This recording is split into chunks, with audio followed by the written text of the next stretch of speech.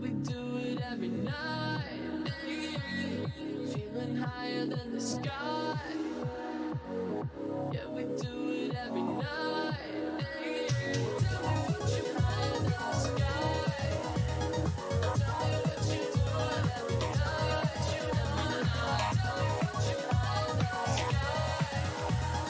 Tell me what you doing every night.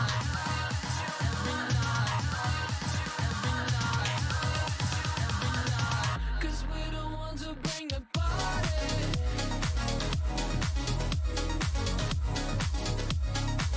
Cause we the ones who bring the party.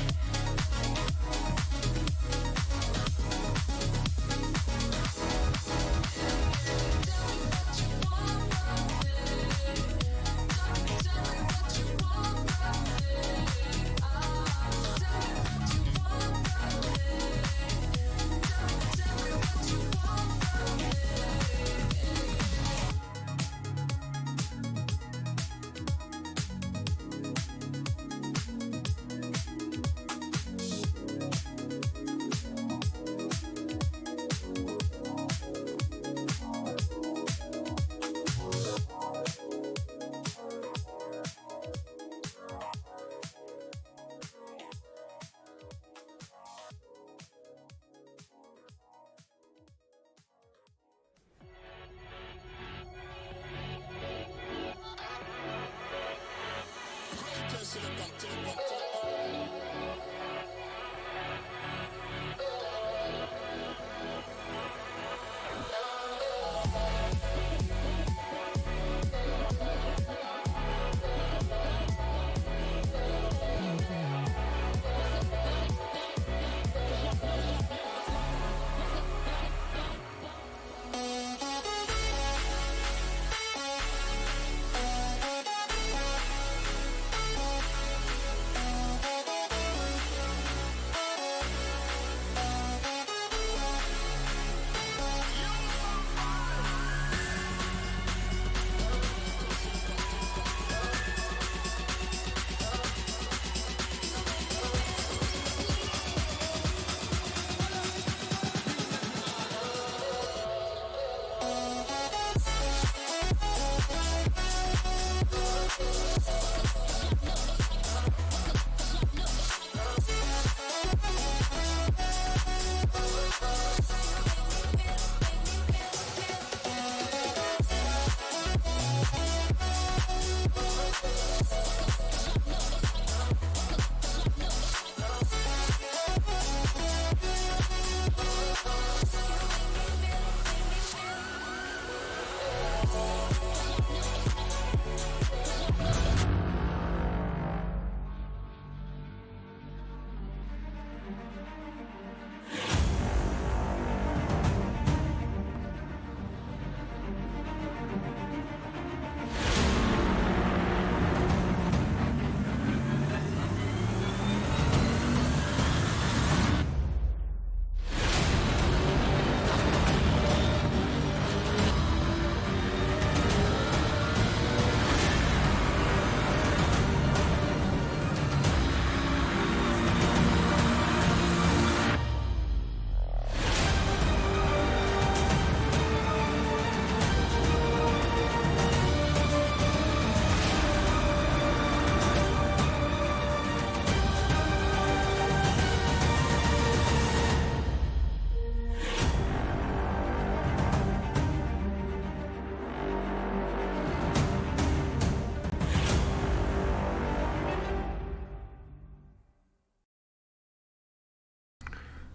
Well, hello there, everyone. How is everyone doing tonight? I'm your host tonight, Mr. Shyguy98, or Reed Aldred, one of the other works. And welcome to the Trackilicious Summer 2022 GT3 GT4 Mixed Championship. And tonight we are here at Bathurst, which is a pretty hectic track with a single category of class.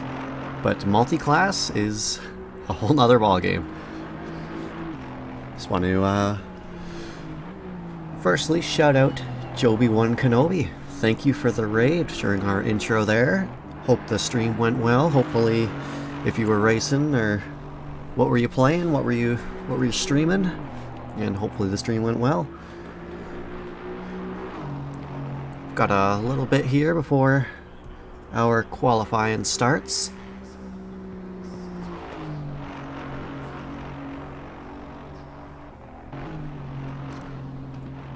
As there is quite the spread between P1 and P11 right now.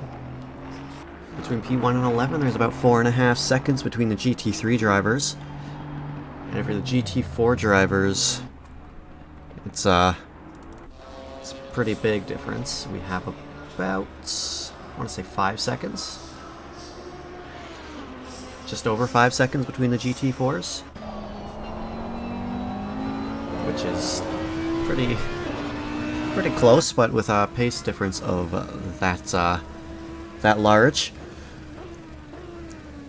could definitely have some trouble towards the top of the mountain or going up the mountain, as it is very hard to pass at the top of the mountain there. It's only a few passing opportunities, and it's mostly on the straights here. It's very bold to try to make a move on the mountain, but you might need to if you're stuck behind a GT4, but saying that, you really have to trust yourself and the other driver, as it looks like we jump into our qualifying session.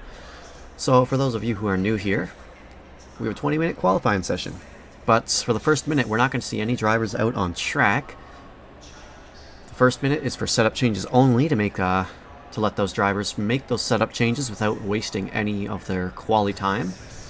At the 19-minute mark, we'll see the GT4 split 2 drivers come out. They'll go from the 19-minute down to the 13-minute, where at the 13-minute mark, the GT4 split 1 drivers will come out. They'll go from the 13-minute mark to the 7-minute mark, and then the last group of cars is the GT3 cars. They will get 7 minutes, and they will go from the 7-minute mark to the checkered flag, and that will round out the qualifying. As we can see, a couple of the cars already queuing up to get out on track, with Bathurst being such a long lap. These drivers are only going to get about 2 and maybe 3 laps to set a good quality time. But with it being a 60-minute race, there's a lot of time. Qualifying doesn't mean everything, especially here at Bathurst, where, you know, it's speed is the name of the game, but another name is survival, as there is usually a lot of chaos here at Bathurst, and with multi-class driving, it might be a little worse. The lawnmower racing prodigy. It is I. How are you doing, Turner?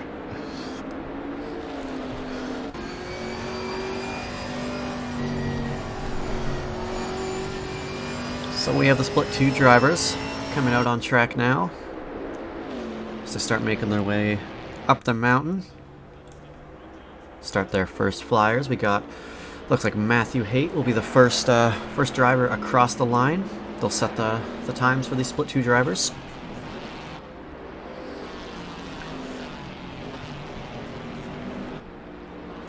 I'm glad to hear it, Turner. And no, you're missing this one. I'm really hoping it's Nate. I'm terrible with names. And if it's not Nate, I'm sorry, but yeah. Oh, it sucks, man. I'm sorry to hear that.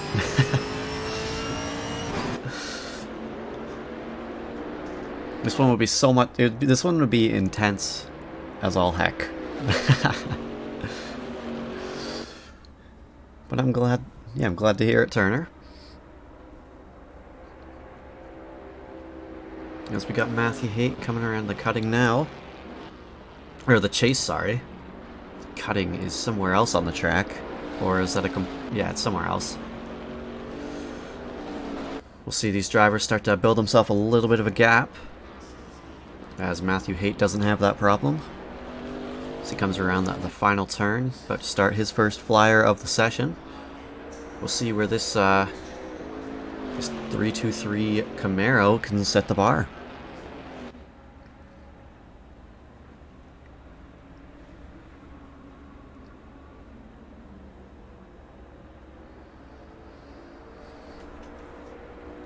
So tonight we have a 60-minute race here for you. There will be one mandatory pit stop, and that pit stop requires tires, and there will be a full formation lap, so it'll be a pretty lengthy formation lap at that. Let's just see how many drivers we have on track for now. As it stands, we have 33 drivers. A big mix of GT3 and GT4.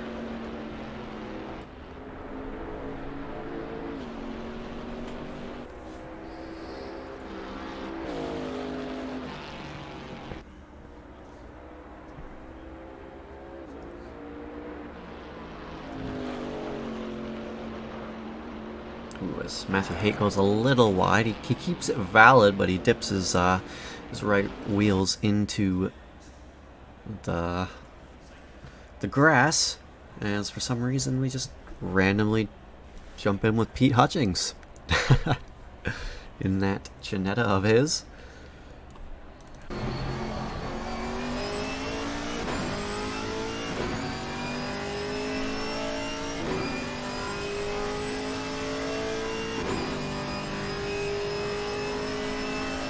We see Matthew Haight coming down the final straights towards the chase. We will set the bar for these split 2 drivers.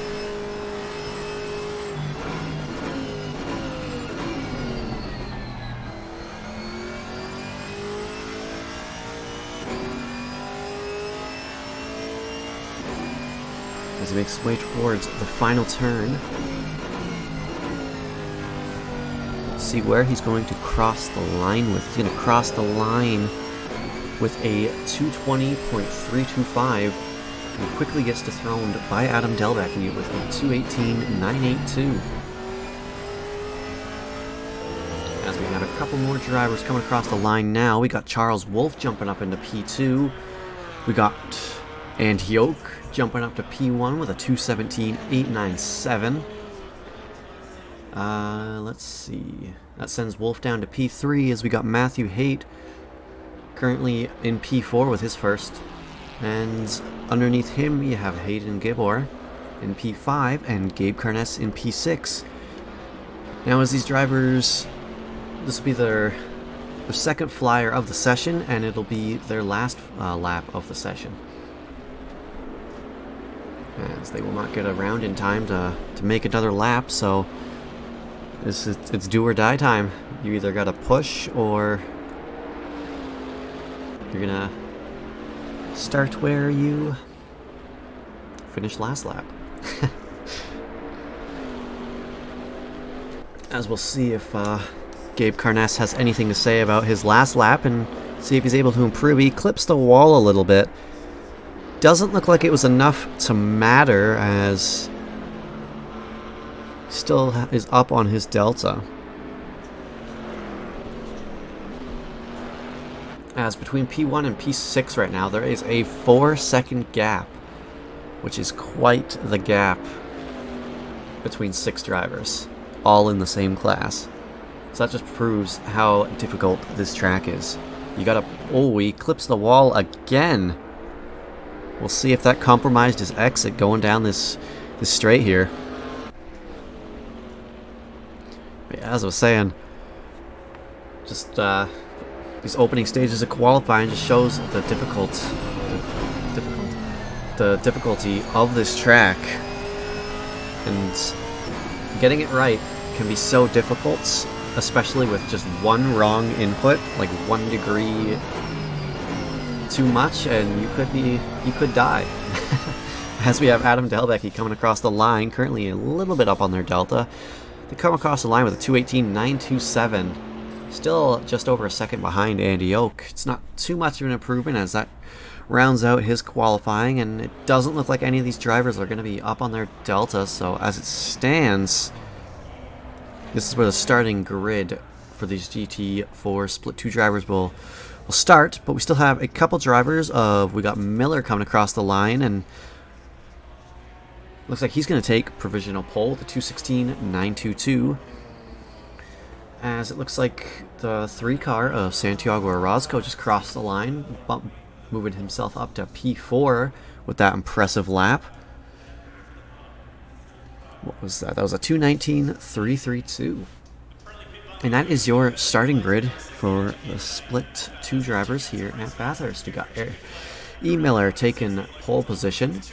You have Andy Yoke in P2, Adam Delbecki in P3, Santiago Orozco in P4, Charles Wolfe P5, Matthew Hayton P6, Gabe Carness in P7, and Hayden Gibor in P8. Between 1st and 8th, there is a 4.3 second gap. So this could be interesting for some of the GT3 drivers, as we see the huge grid of the Split 1 GT4 drivers start trying to space each other out, give each other enough space so they don't interfere with each other's laps. As there is a lot of Split 1 drivers. And we got Alteroot, Mr. Blaine. I know you're not, I saw the Discord chat, and know you're not feeling the greatest, but in that free practice, it looked like you were doing pretty well. At least your hot lapping was doing well. We'll see if you can survive the whole 60 minutes, but you are an absolute legend. And I hope you feel better soon, man.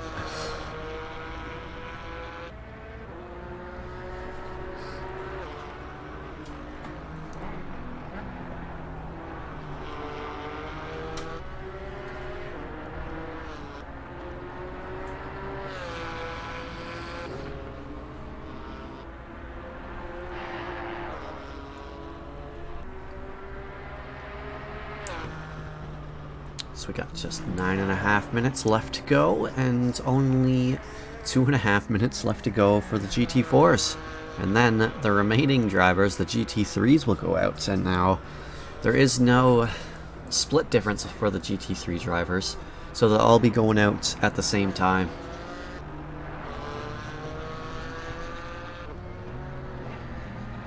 But getting that extra minute as a GT3 driver, and the car, of course, being quicker than a GT4.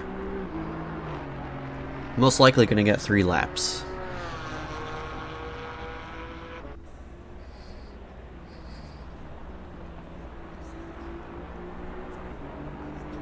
As I believe Professor Chronotis here, is he the first driver? He's going to be the first driver across, but I think he is invalid at the moment, which is unfortunate. See where he crossed the line with anyways. He would have crossed with a 2:14. That would have sent him up to P1 by about 2 seconds, but he's going to have another go at it. As we have the 48 car of Chris Moses taking provisional pole as he crosses the line, setting the bar for these Split 1 drivers. We got Riley Manier coming across the line in P1 with a 2:15.082. Beating Chris Moses' time by about 1.3 seconds, and as I'm saying that, we got Ollie Raza taking provisional pole with a 2:14.445. Jarek Snyder moving his way up to P3 with a 2:16.270. We got Peter Hutchings with a 2:16.325. Andreas Mostachero with a 2:16.580. Diego Mostachero 2:16.737. We got Mike Burkhoff in P9 with a 2:17.062. Jose Bravo a 2:17.747 in P10. We got Reggie King in P11 with a 2:17.857. We got Justin Beachley in P13 as it stands with 2:18.147. And I believe that is all the drivers who have set a lap so far. As we will jump on board with Ollie Raza for now. Currently sitting P1, and I believe he's up on his delta as well. Currently 4/10 up on his delta, improving on his lap time. An already rapid lap, and he's improving on it.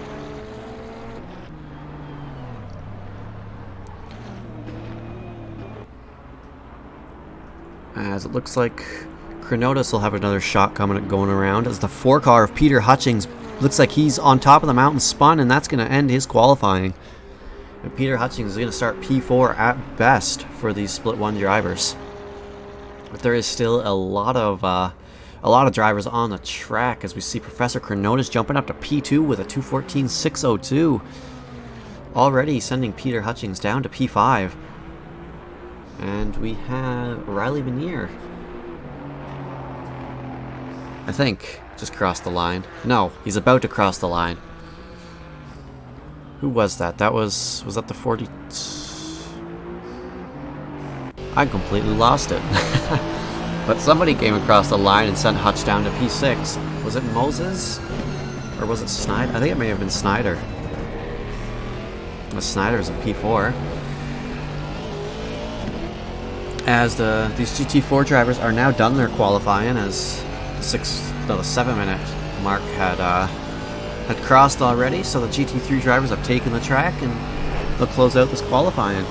As we have Ollie Raza taking pole position for the split one drivers, followed by Professor Chronotis, Riley Veneer, Jarek Snyder, Chris Moses, Mike Burkhoff, Reggie King, Diego Mostachero, Peter Hutchings, Jose Bravo, Andreas Mostachero, Justin Beachley closing it out. We'll see if any of the GT4 drivers didn't qualify. We have Pulgarin, he's going to be starting towards the back, and the same with Ricardo Sapien, as they did not set a valid lap. So we'll hop on board with some of these GT3 drivers. Who is this first one on? Who is leading? Is it the 133 car of Alejandro Aguilar leading the pack right now? It looks like it might be.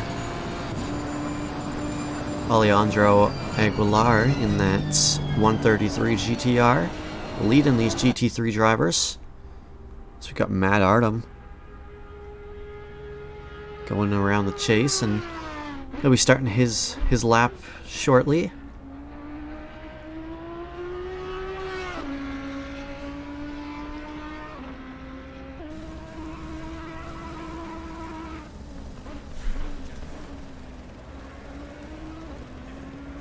As he comes across the line, we'll jump back on board with Aguilar. He's starting to descend the mountain now. It's looking good so far.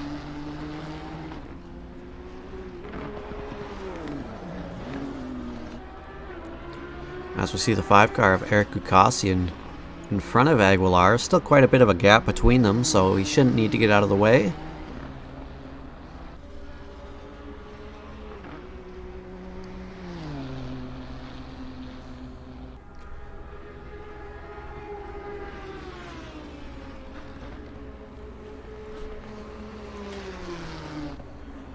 Ooh, as Eric Gukasian is in the grass. Looks like he's just going to move off to the side for now and let Aguilar go by. Maybe Eric's thinking about snagging himself a little bit of a cheeky draft, but it looks like he may have fallen too far back. As we have Aguilar crossing the line with a 2:05.532 setting the bar, but quickly dethroned by Ricardo Rivera with a 2:03.442, and then quickly dethroned by Brian Canapin with a 2:03.067. Rogero Santos jumping up to P3 with a 2:05.417. We should have a couple more drivers coming across the line as we speak. We have Gage Gonzalez jumping up to P1 with a 2:02.785. We have Phil Cryotheos P7 with a 2:09.110 right now. We got Tanner Masters in P8 with a 2:10.617. Who else? We got Blaine Hall jumping up to P1 with a 2:02.675, just 20 hundredths ahead of Gage Gonzalez. And we have Tanner Masters. I think I said Tanner Masters in P8 with a 2:10.617, but if I did, you get shout out twice. If not, you at least got it once. As we have a couple more drivers coming across the line, it looks like we have Matt Artem coming across the line, P6 with a 2:04.417, and Quinn Smith with a 2:03.307, jumping up to P4. And it looks like the 16 car Who is that? That is a 16 car of Juan Carres. He's coming around the... just about to make his way around to the final corner. Final turn. See where Juan ends up. Jumps up to P6 with a 203.977. The next driver will be Aguilar again. See if he can improve on his time. Currently sitting P9 and currently 3/10. And as I say that, nails the chase there and jumps up to 9/10 up on their time. Let's see if they can nail this final corner. This will be a scorcher lap from them. And they nail it, and they're going to be crossing the line. P8 improving by almost a whole second with a 204.532. Jumping up over Rogero Santos. As we have a couple drivers, we got Brian Knappen crossing the line as he jumps Blaine Hall with a 202.467. Scouting the field, seeing if any other drivers. We'll see where Phil is able to improve, and he is able to, but not enough to jump up a position. We got the 22 car of Blaine Hall. A couple tenths down. They're going to have to reset and try to nail this this last lap if they want to take pole position. As Matt Artem, he's going to be the first driver to finish their qualifying, coming across the line as Rogero Santos and Tanner Masters are currently in the pits. But we'll see if Masters is able to improve, or not Masters, Artem is able to improve. Currently 7/10 up on their delta. This will improve and they will jump up to P6 if they keep this up. And yes, looks like they jumped Juan Carres with that one, and he's going to jump up to P6 with a 203.820. We got the 999 car of Quinn Smith taking a provisional pole with a 202.437. Juan Carres. He's got one turn to go. Currently 3/10 up on their delta. It's not going to be enough to take pole, but it's going to be enough to overtake Matt Artem. And it looks like they're... ooh, and just barely behind Matt Artem. He's going to stay in P7 as we have the 40 car of Brian Knappen. Just 300ths behind Quinn Smith. Such a little gap between these two drivers. And as it stands, Knappen is currently a couple tenths down on their time. So unless they pull out some miracle and he's just going to abort and dive into the pit lane, as we have the 81 car of Phil Cryotheos in that BMW, currently sitting at a 207, currently 2.4 seconds up on their delta. With a lap like this, they'll be jumping, I believe, up to P9, maybe even P8 if they're able to hang on going around this final corner. Let's see, he jumps up to P9 with a 204.807, as it looks like we have Blaine Hall coming across the line, and Blaine Hall takes pole position by 7/10. What a scorcher of a lap from him with a 201.732. Great lap from him. As we saw in the Discord chat a little earlier on, he hasn't been feeling the greatest these past couple days, but looking at that time, you wouldn't know that. It's definitely a scorcher of a lap. Let's see if he's able to hold on. We'll do a quick grid rundown as we got quite the turnout. We got 34 drivers here at Bathurst. So taking pole position, the literal last lap of the session, Blaine Hall starting P1. Alongside him, you got Quinn Smith in that 999 Lexus. In the second row, we got Brian Knappen and Gage Gonzalez. In P5, we got Ricardo Rivera, Matt Artem in P6, Juan Carres in P7, Alejandro Aguilar in P8, Phil Cryotheos in P9, and Rogero Santos rounding out the top 10. And in P11, we got Tanner Masters. In P12, we have our GT4 Split 1 pole setter, Ollie Raza. Alongside him, you got Professor Chronotis in P2, Riley Manier in P3, Jarek Snyder in P4, Chris Moses in P5, Mike Burkhoff in P6, Reggie King in P7, Diego Mostachero in P8, Peter Hutchings in P9, Jose Bravo in P10, P10. Andreas Mostachero in P11. Eric Miller in P12. And he is actually the GT4 Split 2 pole setter, so he's not P12.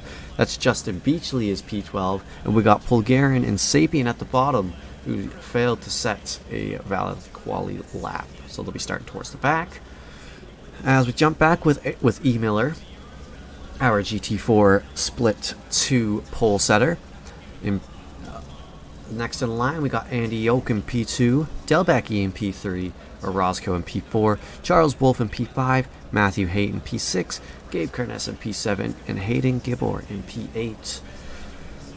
That is a mouthful, as we have Bulgarian, Sapien, and Kukasian were unable to set valid laps, so they'll be starting towards the back. As we have about 30 seconds left before we start this long formation lap here at Bathurst for round 7 of the Trackilicious Summer 2022 GT3 GT4 Mixed Championship.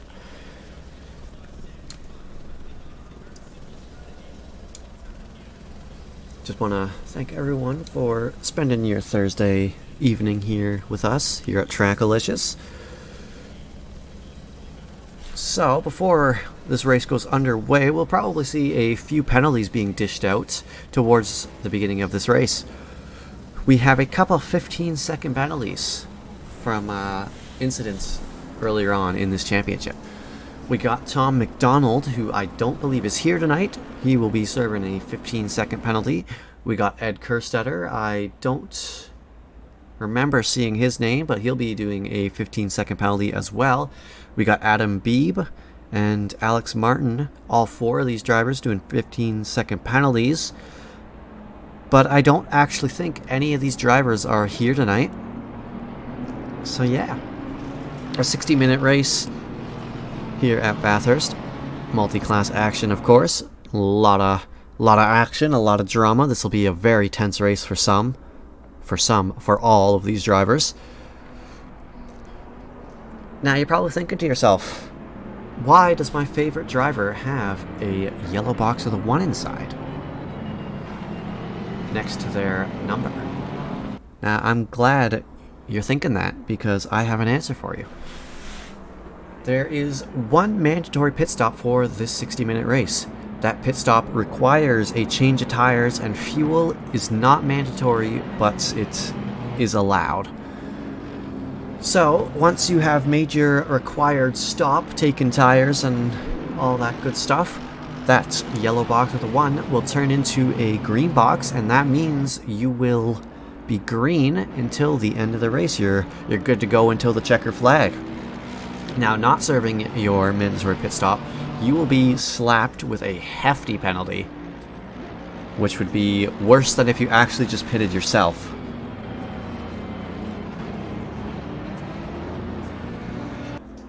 So, yeah, very long explanation, but it is a required explanation, as some rules have different, some leagues have different rules, and you know, here at Trackilicious, some of the formats have different pit stop rules.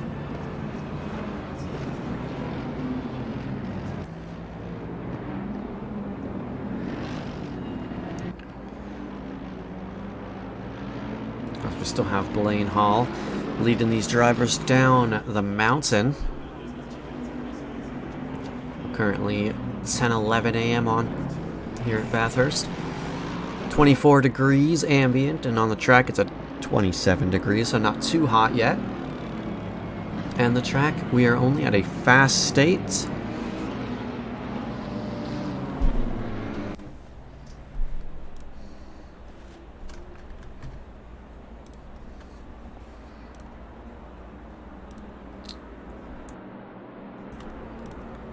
Yeah, we're only at a fast track right now, so these times might be a little slower than you'd expect.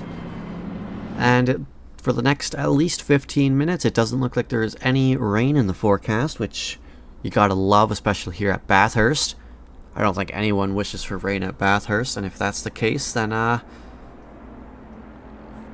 yeah, you should go see a therapist. I'm kidding. But it is quite dangerous at a wet Bathurst, but it's also pretty entertaining, especially for some of the people who put in the practice for the wet conditions. As we start making our way side by side, 2 by 2, as we get towards the end of this formation lap. We'll see if Blaine Hall can get a good start and pull ahead, or is Quinn Smith going to quickly take that lead from him with the top speed of that Lexus. Only time will tell, as these drivers are going to be making their way around the final turn towards this small straight. Start-finish straight, that is, as these drivers start making their way down, waiting for the race control to see what they like, or like what they see, and we will be green here any second. And we are green here at Bathurst, as it looks like Blaine Hall got a pretty good start, along with Brian Knappen.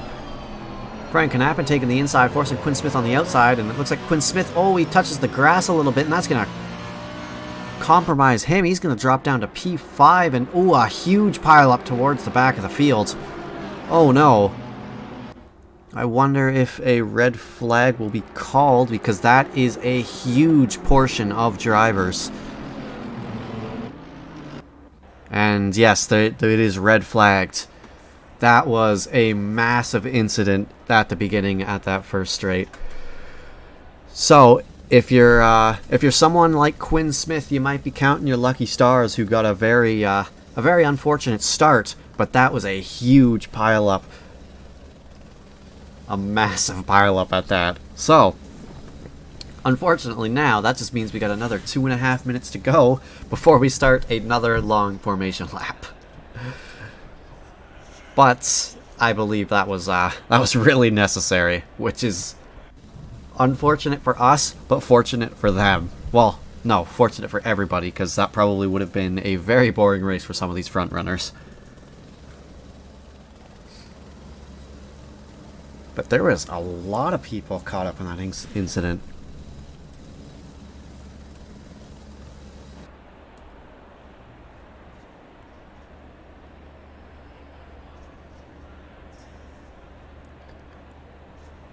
I think there was like 19 people caught up in that. It could have been more, it could have been less. But that was a pile up and a half back there. Luckily, though, the red flag was pulled out. I can only imagine that another one will not be pulled out, no matter how this start goes. So hopefully whoever...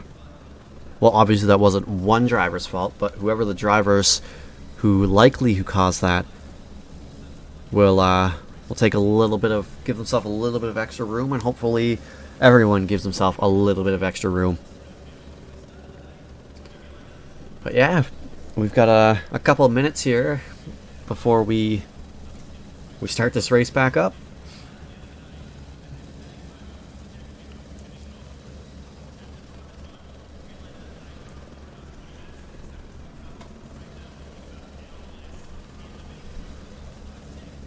Yeah, exactly. They didn't even get to the mount. They didn't even get to the first turn. Jeez, that was you know, I'm not gonna say I haven't seen that before, because I have seen it before, but I've also seen it at that the first right-hander there as you make your climb up the mountain. There's also been huge pileups there. There's been huge pileups at that left-hander after that right-hander. I guess T3, 4, and 5 there. There's a lot of pileups there. There can be pileups basically everywhere. As now, we're going to get underway for our second formation lap here tonight. And all I can say is, if there was one person who caused most of that, they're going to get slapped with a hefty penalty, that's for sure.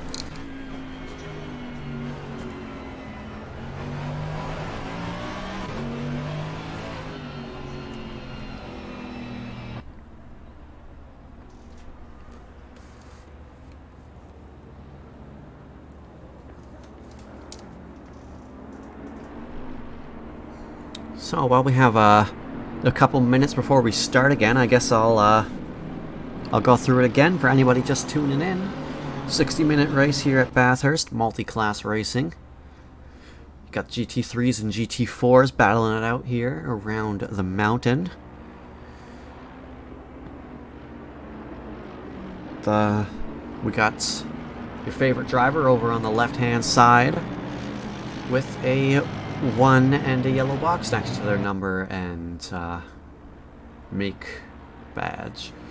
Now you're probably thinking, what does that mean?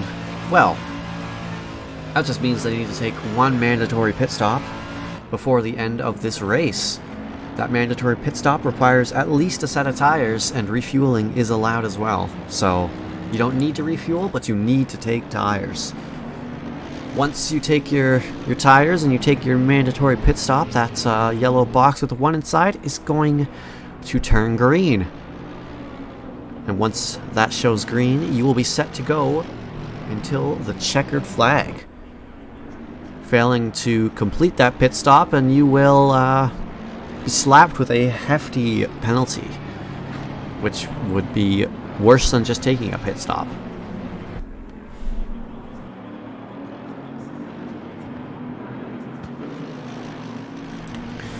We've got a couple drivers here tonight serving penalties, but none of them are here tonight.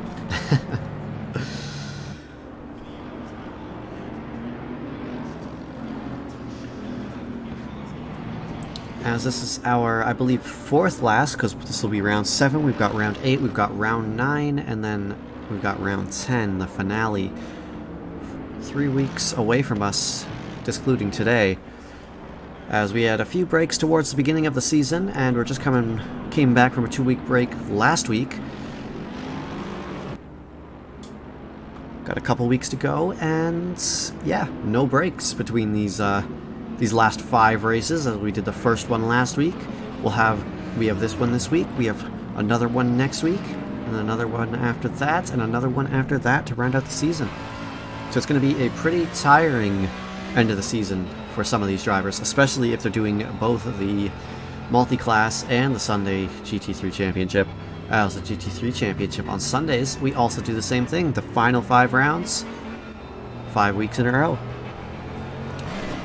And we got Tiago Alves. How are you doing? Tiago, of course, from New World Sim Racing. Bunch of great guys over there. I do also believe Turner is there as well, but I don't know if he's still here in the chat. How are you doing tonight, my friend? We're just about to get underway for the second time here tonight, as the first race start got red flagged.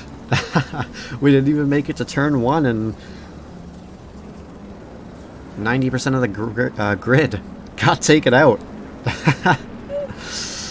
So hopefully this starts better, because we will not get another red flag.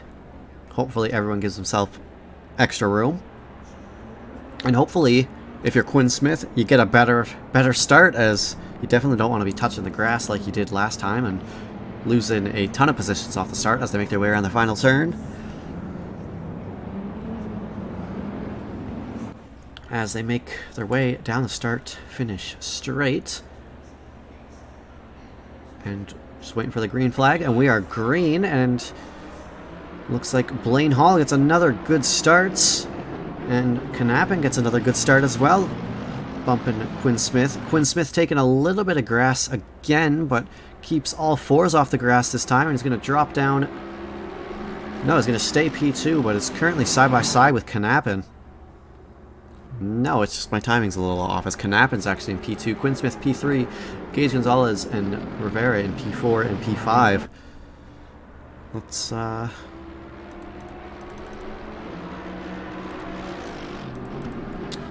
this broke. Okay. Let's see if we can get the relative going. There we go, as Blaine Hall leads this race towards the beginning of this race. Built himself a little bit of a gap, just over a second on Knappen, as we got Knappen in P2 being hunted down by Quinn Smith, and Quinn Smith being hunted down by the BMWs of Gonzalez and Rivera in P4 and 5. Down in the GT4 category, we have Ollie Raza getting a good start, sitting P1. Riley Weinier close behind, and Professor Chronotis in P3. Over in the Split 2 category, let's see, I believe we have Miller currently in P1, Delbecky in P2, and we got Andy Oak in P3.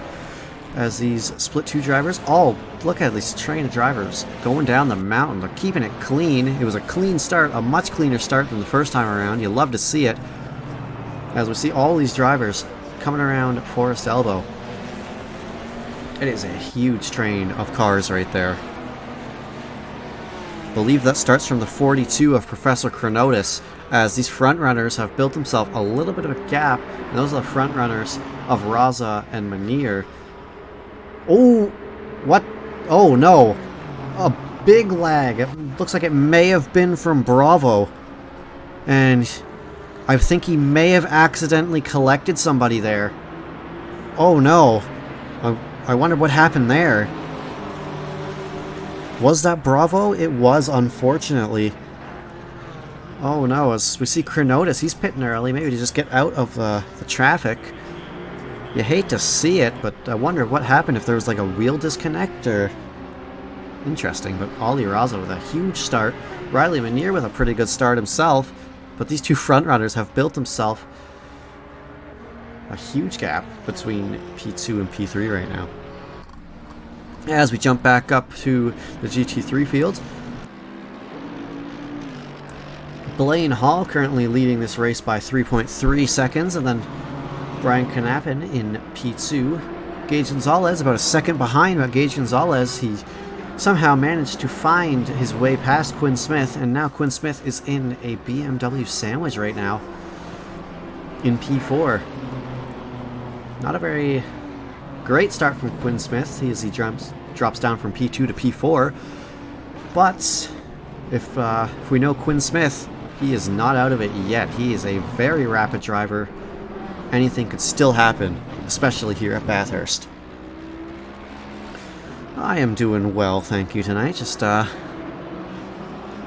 enjoying some mixed class action here at the mountain. As it looks like the 44 car, is that the 44 car of Reggie King? Oh, is hugging that wall. Is that an error, or are they just waiting to try to get a rejoin? It looks like they're trying to keep their way out, or keep themselves out of the way, as we have Eric Ukasian starting towards the back of the grid in a GT3 car, trying to fight his way through this crowd of GT4s. The braking points are much different from a GT3 from a GT4, so Eric's got to be taking extra precautions to try to get by these drivers. It looks like we already have Blaine Hall getting by Chronotis. Chronotis taking that early pit stop, along with Gabe Carness taking an early pit stop as well. As we see the number 9 car of... who is that? That is Gabe Carness taking an early pit. And they will have clean air for a little bit of time here. It looks like we have Quinn Smith getting by Ricardo Rivera, moving him back up to P3, but already running into some GT4 traffic as they make their way up the mountain. It looks like Quinn Smith's going to try to go on the outside, and it looks like he's going to make that move happen, but it looks like Rivera and Gonzalez are bumper to bumper right there as they're getting by traffic as well. Looked pretty sketchy there for a few moments, but these drivers, the amount of respect and the amount of racecraft they have, they keep it clean going around Chronotis on the top of the mountain there. We'll see if Gage Gonzalez and Matt Artem are able to do the same. It looks like Gonzalez is able to get by no problem. We got Matt Artem being held up a little bit, but Aguilar close onto their tail. We'll see if this GT4 compromises the exit of Artem, but it looks like Chronotis is going to take a wide line going down Forest Elbow, and going to let Artem by with no problem, and Aguilar is going to go by as well. A couple more of Juan Carres and Phil Cryothios.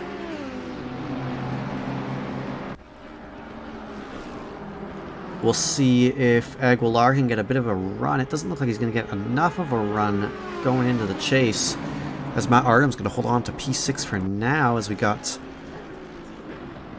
not much happening there, as we still got the BMWs for P4 and P5. They're pretty close to one another, but it looks like they are teammates, so there shouldn't be too much action between them, unless, you know, they're feeling feisty.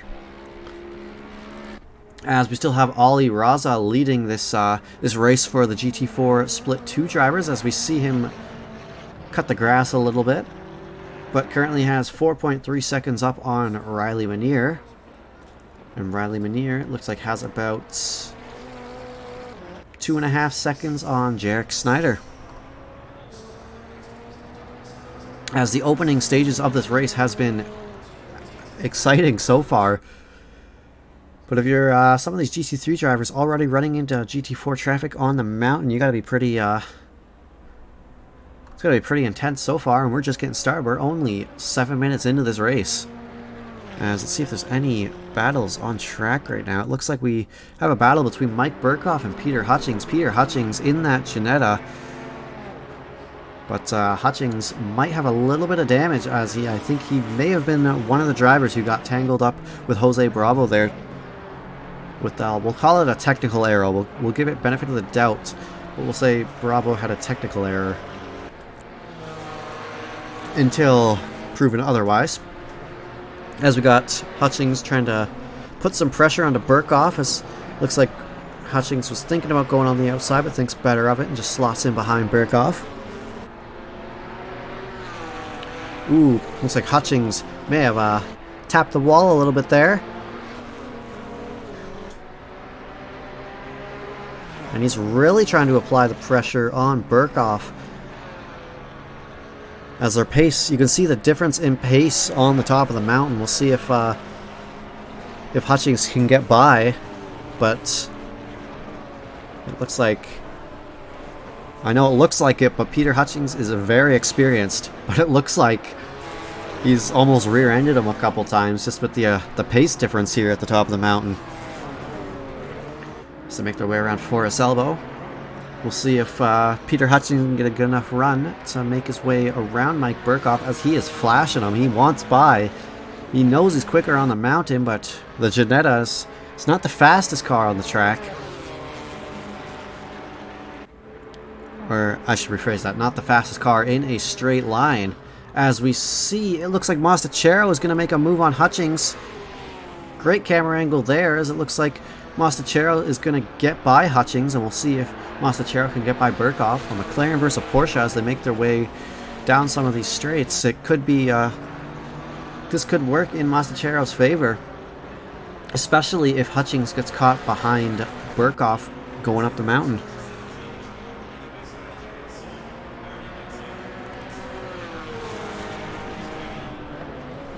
Did I say that backwards? If Hutchings gets caught behind Burkhoff, or did I say if Burkhoff got caught behind Hutchings? But anyways, we will see, as it looks like Blaine Hall has taken an early pit stop in this race, and that's going to bump him down to P15. We'll see if some of that strategy comes into play, but looks like he may run into some traffic in a few laps' time, as we see Mostachero getting by the Porsche of Mike Burkhoff. As looks like Peter Hutchings also gets by Burkhoff, and now it's on between Mostachero and Hutchings.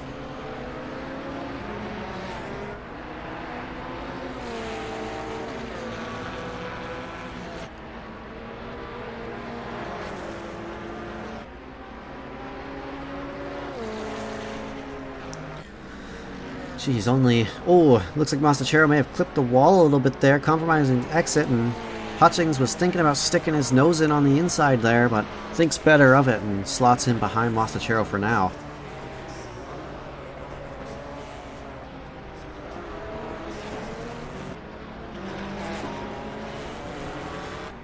Let's see. We've got Jarek Snyder, but and Blaine Hall, but Blaine Hall's in a GT3, so not much of too much of a pass there. But we do have Ricardo Rivera and Gage Gonzalez going at it as they make their way towards the top of the mountain, or start making their way up the mountain, sorry. But that's quickly gone, as we got Artem and Aguilar still going at it. Let's see if Aguilar can stick close going up the mountain.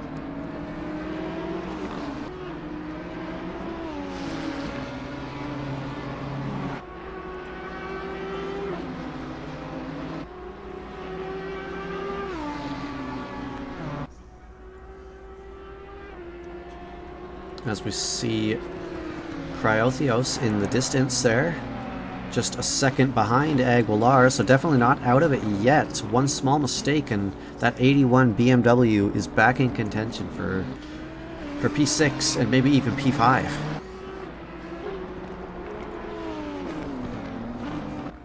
We'll see if Aguilar can get a better exit.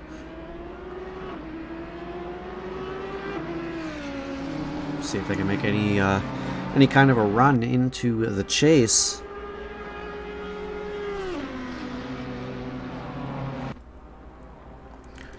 Saying that, we still have Mostachero and Hutchings. Hutchings is going to try to challenge him on the outside there and is unable to make the move happen. And Mostachero is going to stay ahead for now.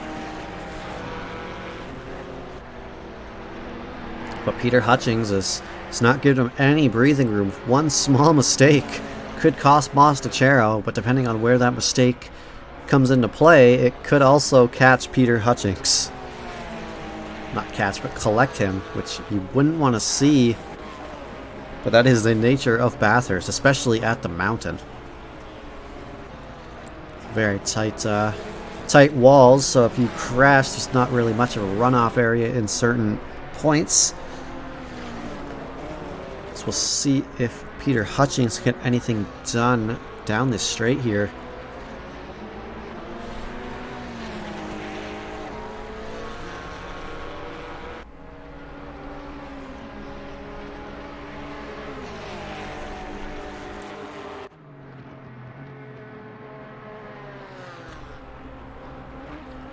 Doesn't look like Hutchings is going to be able to make anything happen there, so we'll jump back with Justin Beachley being hunted down by Miller. Over here down in P19 now. This isn't P19 overall, or this is P19 overall and not P19 for their split. But it looks like that battle didn't last very long, as we jump back with Ricardo Rivera and Gage Gonzalez.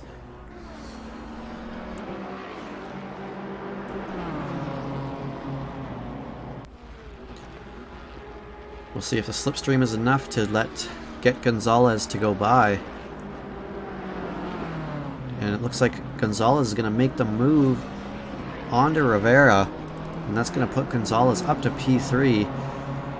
Whether or not that's team orders or not, but didn't seem like Rivera was defending that too hard, so it may have just been team orders. As Gage Gonzalez currently says P3. Leading Ricardo Rivera ever so slightly. As we got Mostachero and Hutchings still going at it as they make their way up the mountain. Looks like Peter Hutchings is having one heck of a time trying to get by the McLaren of Mostachero. Andreas Mostachero, that is, as we'll see the other Mostachero there, Diego, currently P32, but they have taken their early pit stop. Mostachero's going to touch a little bit of the grass, but keeps it on track for the most part and keeps it stable as they make their way down the mountain. Mostachero building himself a little bit of a gap to Peter Hutchings behind, as we got Pulgarin and Sapien. They are now neck and neck.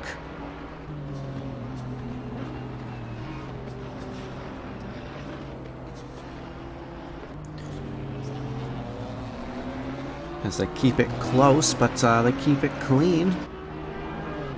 We'll see if Sapien can get anything done on Pulgarin, and it looks like he maybe was thinking about trying to send it on the inside there, but brakes and keeps his nose in check and just slots in behind Pulgarin. We'll see if the Audi can get anything done in the slipstream of this Mercedes.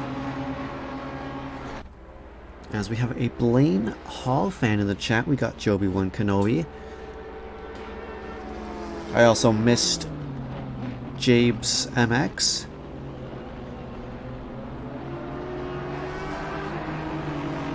But I don't know. Oh, as Bulgarian goes off the track a little bit, and that's going to compromise his exit. Maybe give Sapien a little bit of incentive to try to go for the move, but he thinks better of it. Doesn't really have the run, and that is going to keep Bulgarian in P23, as we still got Matt Artem and Aguilar still going at it.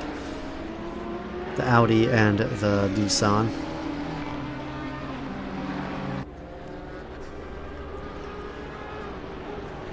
Blaine Hall currently sitting P11, taking that early pit stop here at Bathurst. We're now at an optimum track here. 25 degrees and 29 on track. So we still have Artem and Aguilar going at it, as these two now, between fighting each other, have to fight traffic as well, as it looks like Matt Artem's going to have to take the defensive line, but there's really nowhere for Aguilar to go, as these two drivers are going to go on the inside of this right-hander. And they're going to get by the GT4 drivers, but up in the distance there you see the GT4 of Charles Wolfe. They're not, these GT3 drivers are not out of the woods yet. As we got Bulgarian and Orozco now, it looks like Sapien has dropped back a little bit and got passed by Santiago Orozco.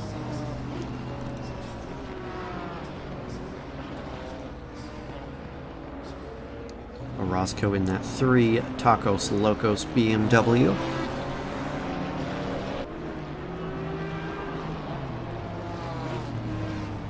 He may have gotten past Sapien, but he is not out of the woods yet. He still has... Oh! Who was that? Just smoked the wall in the background there. That looked like a big hit in there on that outside wall of Forest Elbow.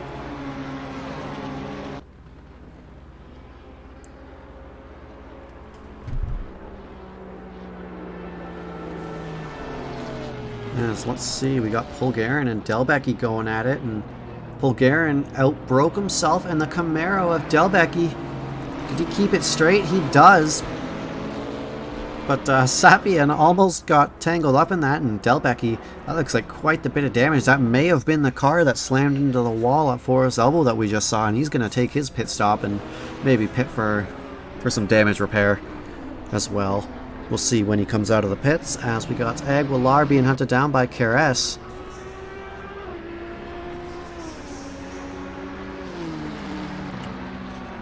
As a couple drivers seem to have pits, as we have Matt Artem jumping up to P2 or P3 and Aguilar up to P4.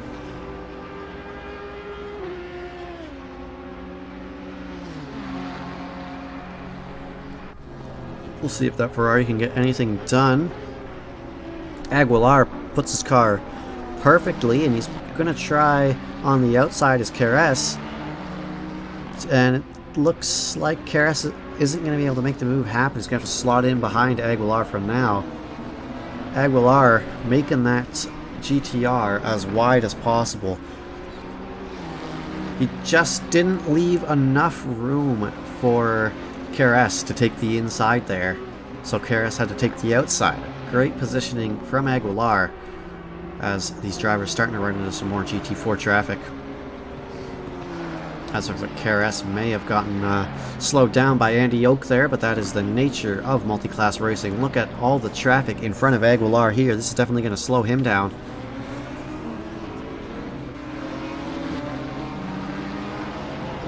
Ooh, as the 188 car and the 44 car are yellow on the mountain. We'll see if the 44 car is just returned to pits. Oh! No, that's a... I believe that was Jose Bravo this time. Oh no.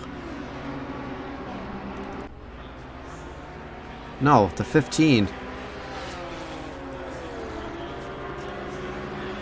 Who was that? That was someone. Was that Jose Bravo? No, I don't think so. But that is another BMW, and somebody got tangled up in that, which is very unfortunate. As we actually have a battle for the race lead right now between Knappen and Quinn Smith. Quinn Smith slots in behind Knappen. the Lamborghini versus the Lexus. As these drivers need to navigate traffic yet again. That is the McLaren of Andreas Maldonado. Trying to let these drivers by, but not trying to give up too much time. As we see Knappen and Peter Hutchings. Peter Hutchings is going to go on the outside, and looks like he kind of bailed a little bit. As it looks like Quinn Smith, with that move, is able to sneak past Knappen on the top of the mountain, taking the race lead.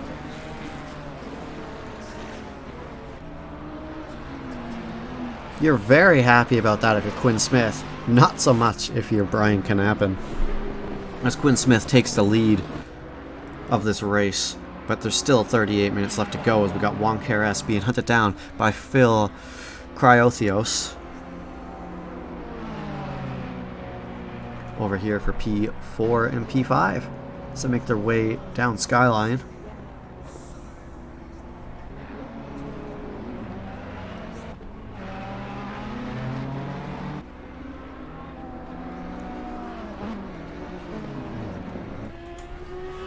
And down around Forest Elbow. Looks like he built himself a little bit of a gap, enough so that Phil, that BMW, will not get any slipstream from him. Good exit out of Forest Elbow there. So we still have Smith and Knappen, only less than a second between each other, but couple GT4s between them.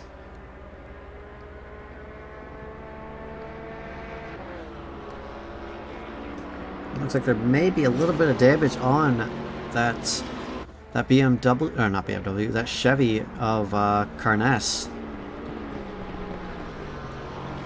As we see Aguilar getting by Hutchings, but Hutchings is a GT4 driver. How are we looking for the GT4 field? It looks like we got Ali Raza leading the GT4s right now in P11, followed by Riley Manier, who is currently just over 7.5 seconds behind. And then you got Chris Moses in P3.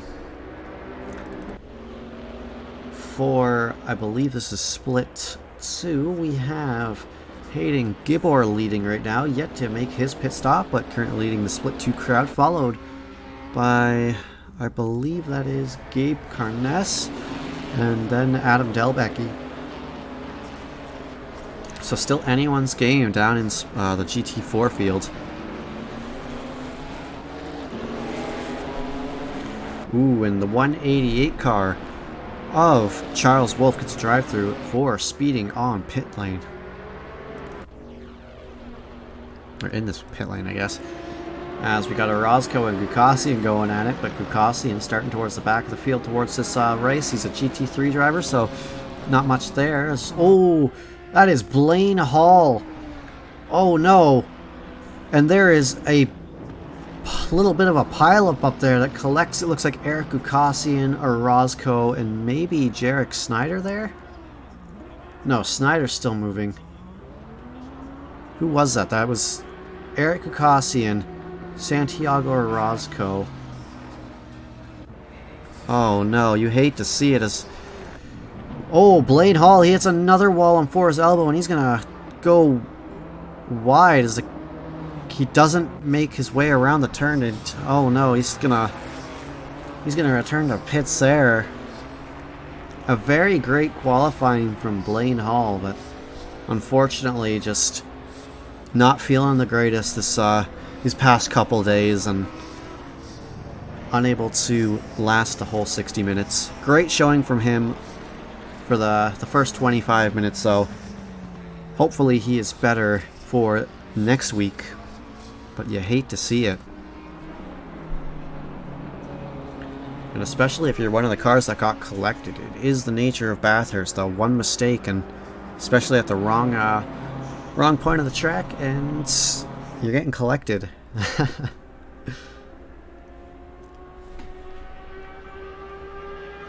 So right now, there's really not too many close battles on track. The closest battle we have on track is a GT3 and a GT4 driver. So not much of a battle there. We still have Quinn Smith leading this race by about 6 seconds.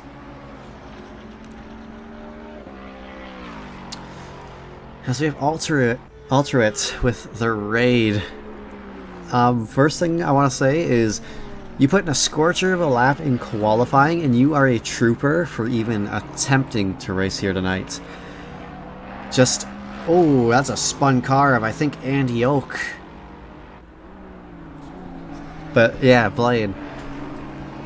Great qualifying and just I hope you feel better, man. I know you weren't feeling the greatest here tonight. But, you know, first 25 minutes, you were doing a great job. Oh, no, that's not good. That sucks. That is very unfortunate. I thought it was like because you were like dying or something, because you said you weren't feeling the greatest. So I just thought that came into effect, but yeah, I can completely understand your pressures being wrong and your fuel being wrong and all that.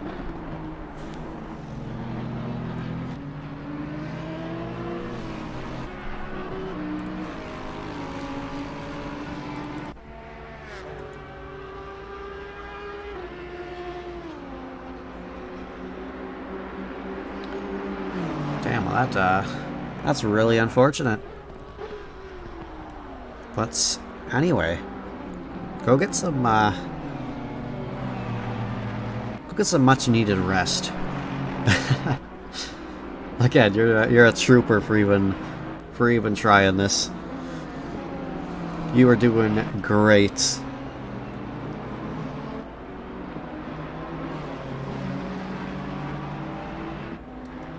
Is that what happened there at the end?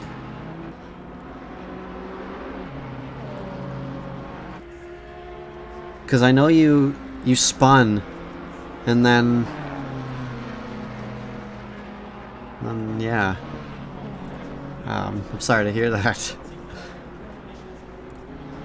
Yeah, saw you hit the wall there, and then we were watching you for a little bit, or some drivers around you, and then you smacked the inside of Forest Elbow, and then yeah, very unfortunate.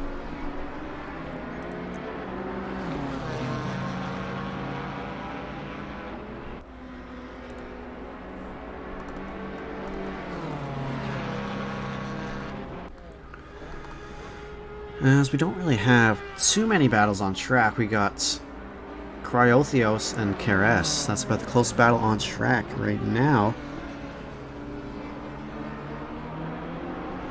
As we have... Oh, it looks like Keres was thinking about making a move on the outside there, and it looks like Phil is going to send it into the pit lane to make his mandatory pit stop. Hey, Vivacious. How are you doing tonight? That sucks all through it.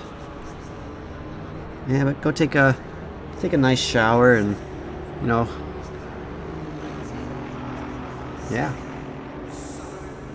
You know, you just, I know it sucks, but you don't have, that qualifying lap was a scorcher, so you can always look at that. Yeah, darn red flags.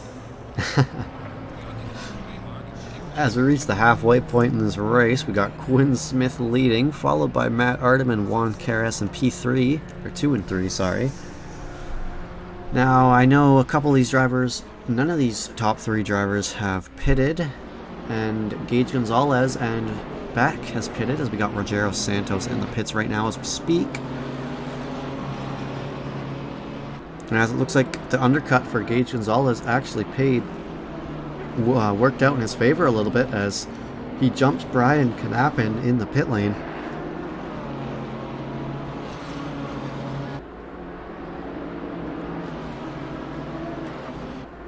But to be fair, qualifying and the start of the race, at least race 1, well, you really can't say anything about race 1, but qualifying was only a fast track, so you can say that as we got Brian Knapin and Rivera.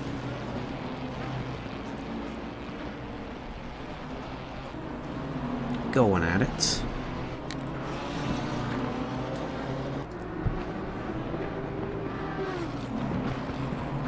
We'll see if that BMW can get a good run or a good exit out of Forest Elbow compared to the Lamborghini of Knappen.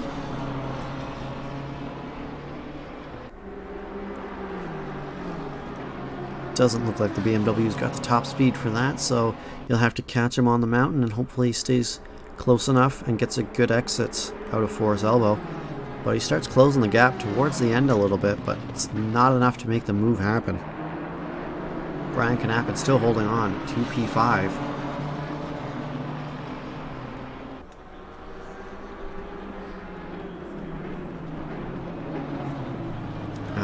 Knappen and Rivera are going to get by the GT4 of Bulgarian. Alright, alter it.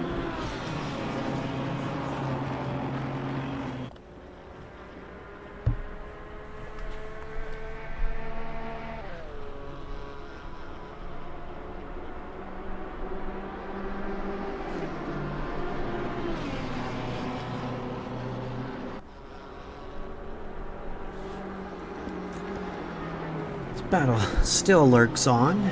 Less than half the race to go. Let's see if we've got any more battles. We got Mostachero and Miller. You got Tanner Masters there in a GT3. Currently splitting up these two drivers. As it looks like Masters is able to get by Mostachero as they make their way down through the chase. And Mostachero built himself a little bit of a gap between himself and Miller. We'll jump back with Sapien and Chronotis. Ooh, and the 188 car. That is Charles Wolf. It looks like they were yellow on the mountain, but they're now in the pits. They may have called it a race. I mean, it's not the only one. You hate to see it, but that is the nature of Bathurst. It does happen. And one small mistake as this three-way battle between Gonzalez, Knappen, and Rivera opens up, and it looks like Knappen's going to try to send it on the inside of the cutting, or the chase, sorry. With Rivera close behind, and Rivera's going to back off. And it looks like Knappen's going to make the move stick for now. We'll see if these BMWs have any answer to that move just made. But Knappen jumps up to P4 and jumps up over top of Gage Gonzalez. Now it looks like Rivera is going to get by Gonzalez. And we'll see if Rivera can have a go at Knappen here. As it looks like Quinn Smith is just coming out of the pits now, and he is actually going to jump Knappen ever so slightly. There's about 3 seconds between Smith and Knappen.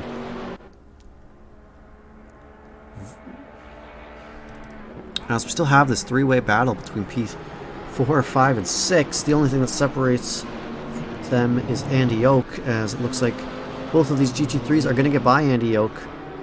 And now Carnes is in the mix between Rivera and Gonzalez.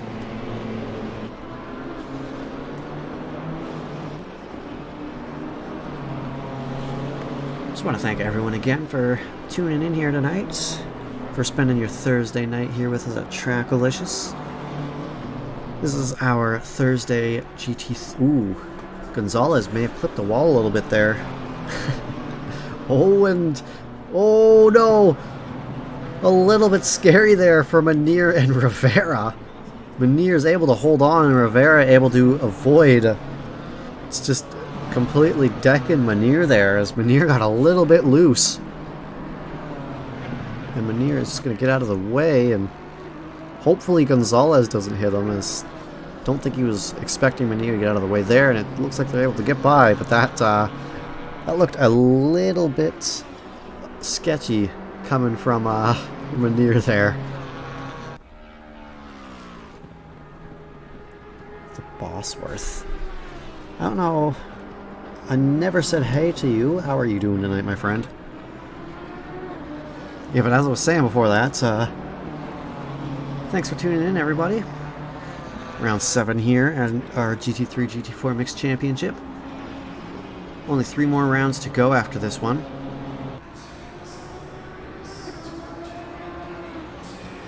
And if you like what you see, don't forget to hit that follow button. We have a couple leagues on the go at the moment. We have our Thursday GT3, GT4 league, which is happening right now.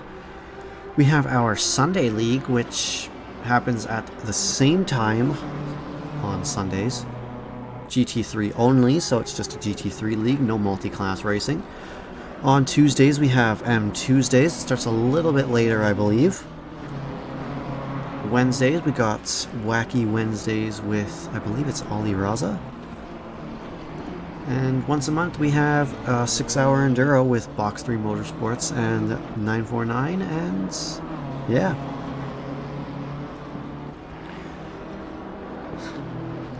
I suck at this. How are you doing tonight? How are you?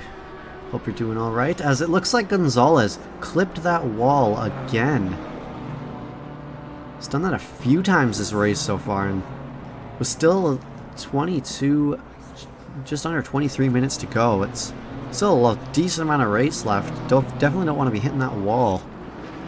As we also have Mechanic Room. How are you doing tonight? Oh, Knapping getting tagged by Charles Wolf there. And that's going to definitely compromise his exit in the BMW of Rivera, and maybe Gonzalez will follow. This could get dangerous for Knapping here, as it looks like they're going to go side by side. And Knapping is still going to have the inside. We'll see. It doesn't look like Rivera is able to get by just yet, but Rivera is going to have the inside line going into this final turn. We'll see if his teammate Gage Gonzalez follows behind, or if he slots in behind Knapping. But Knapping still trying to hold on to this P4 position, and looks like he does for now. And Knapping's going to hold on to P4. Now P3, as it looks like Matt Artem, I believe it's the final GT3 driver who needed to pit, is in the pits as we speak, and that puts Knapping up to P3. But that was a close call for him there. A lot of respect between these two drivers, and giving each other the amount of space that they need, and keeping it clean. Would love to see it. Yeah, but hello, Mechanic Room. How are you doing tonight? I don't know if I said hey to you earlier, Vivacious, but how are you doing tonight?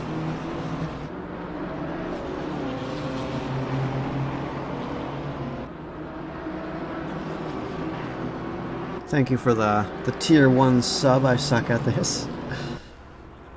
As we still have this battle for P3 ongoing between Knapping, Rivera, and Gonzalez. I lied. We actually got Juan Carres currently leading the race, the only GT3 driver who has yet to pit. We also, in the GT4 field, we got Chris Moses leading Peter Hutchings, with Manier and Snyder following close behind.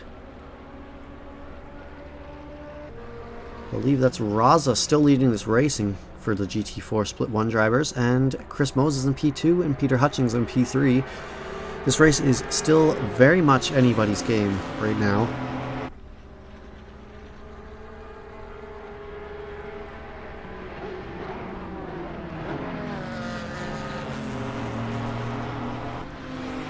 Ultraviolet, I don't think I can ever forgive you for lying.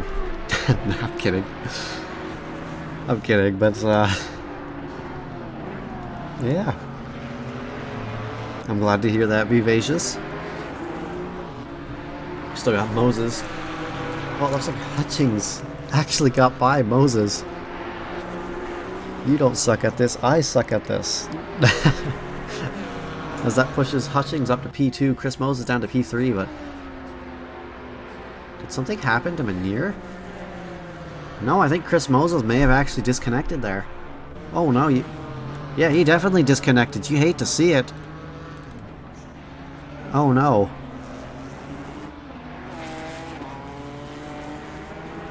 You hate to see it. He just drives off into oblivion, but now we got Manier being hunted down by Snyder.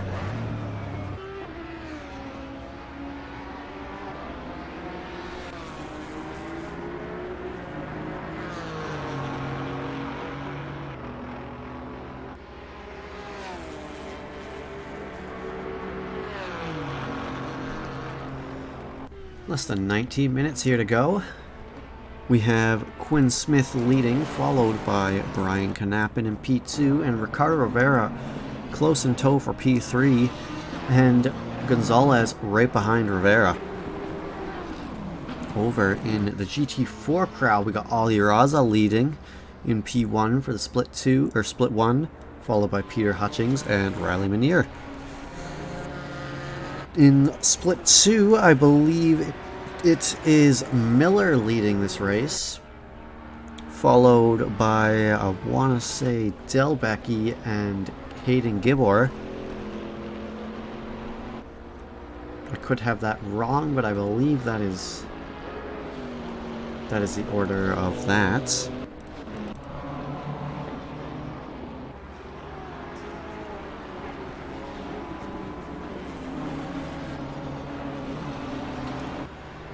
Yeah, it's always a horrible feeling disconnecting, but if you can puts you a little bit at ease. At least you didn't take anybody out with you, as you just kind of drove through the wall.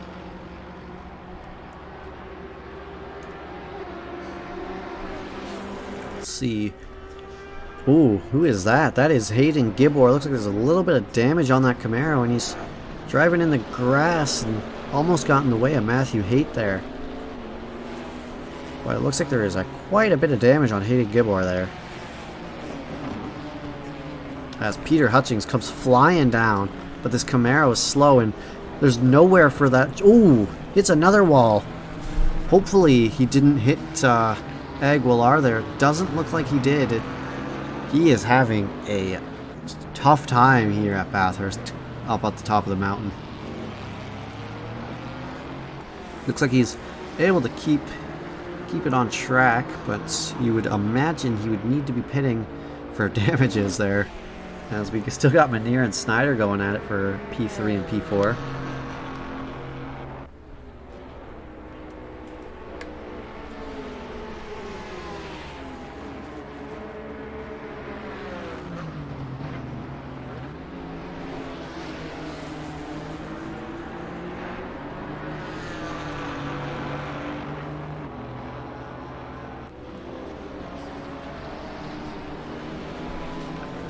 Let's see if Snyder has anything to say about Minier.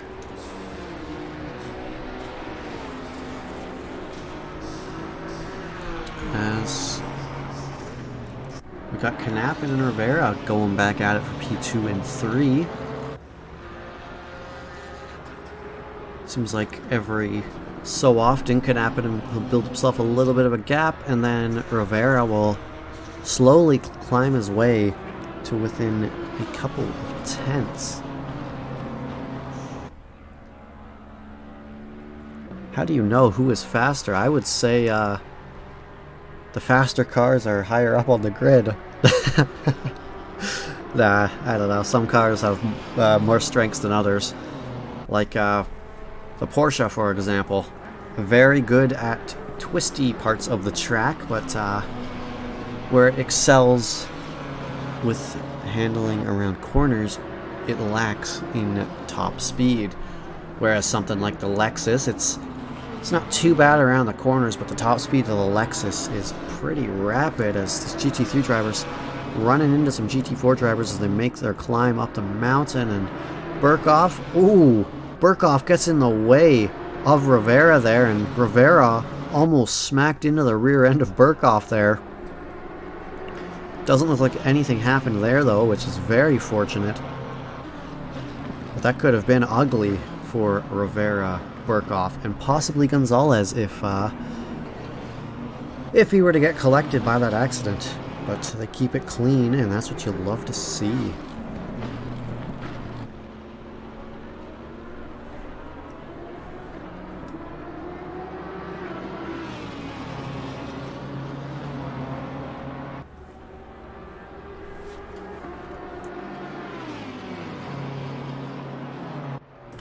As we are less than 14 minutes to go, under a quarter of the race here left to go, as it looks like the 5 car. Who is that? That is the 5 car of somebody, but it looks like they... That is Eric Kukasian. Looked like Eric returned to the garage there. No, he didn't. He's still on track. I don't know what I've been seeing, but a little bit of drama for him in the mountain.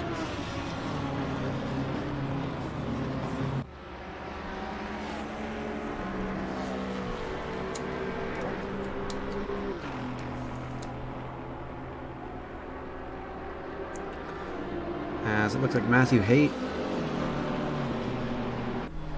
getting flashed by Rivera there. And Gonzalez has dropped off a little bit between these two front runners. Just under a second and a half between, no, 2 seconds now between Rivera and Gonzalez.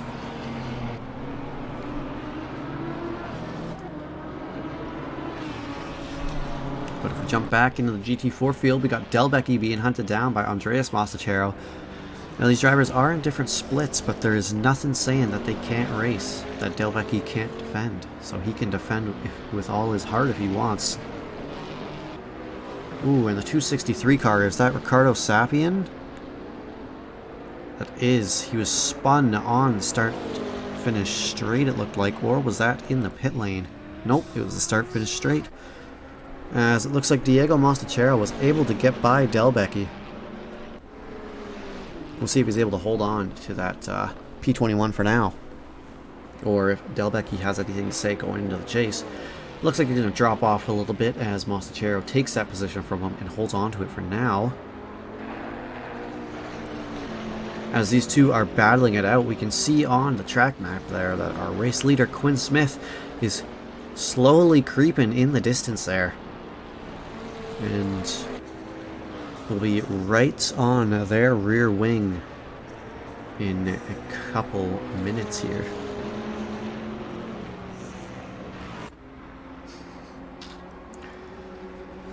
Unfortunately, Blaine Hall all through it. Just, you know, they can't throw out 2 red flags, but, you know, you're that important that if they could have thrown out a second red flag for you, they would have done so. I believe that. As we can see, Quinn Smith closing the gap by quite a distance. He's right on the tail of Delbecki there, but Delbecki lets him go by without a problem, giving Mastachero quite a bit of a gap. As we got Matt Artem and Cryothios going side by side as they're going to make their way down the chase. Side by side, they give each other room, they keep it clean for now. And Artem, believe he's going to pass Phil there, the 81 BMW.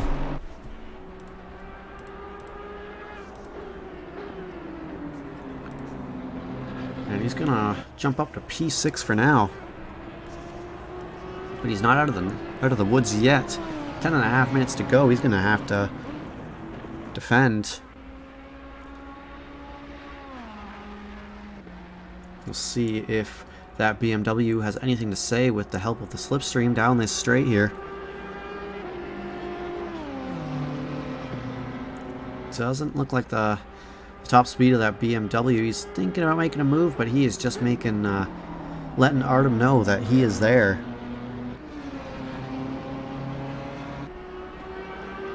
But they're still side by side. And, ooh, Cryothios gets in the head of Artem, and Artem goes a little wide and gets a little squirrely there. And that gives Cryothios P6. A good move from him. Got into the head of Artem a little bit and made the pass happen.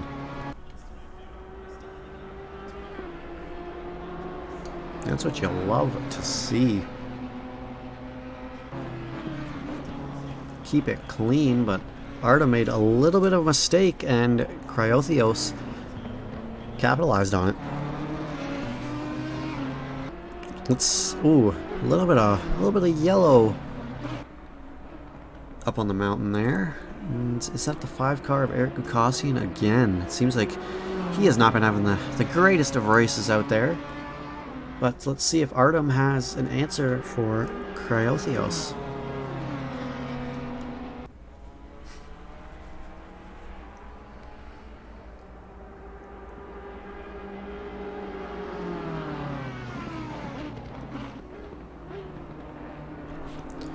As this battle comes to an end for now, I believe that is the closest battle on track. We got Knappen and Rivera, but currently 1.5 seconds separate these two drivers.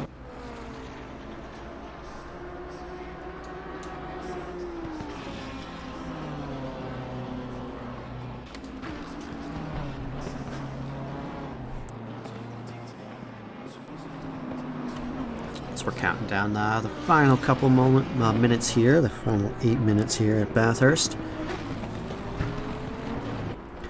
Not too much action as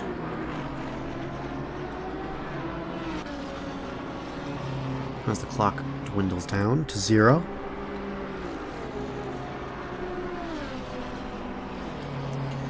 But there's still about 8 minutes to go if you count if they get a bonus lap. And yeah, traffic could still have an effect to the finish of this race. As we see, I believe that is a Mercedes, a Bulgarian going off, as the 263 car of Sapien is yellow on the mountain there, and looks like Raza is gonna get between Knappen and Rivera a little bit. And Sapien is still yellow on the mountain.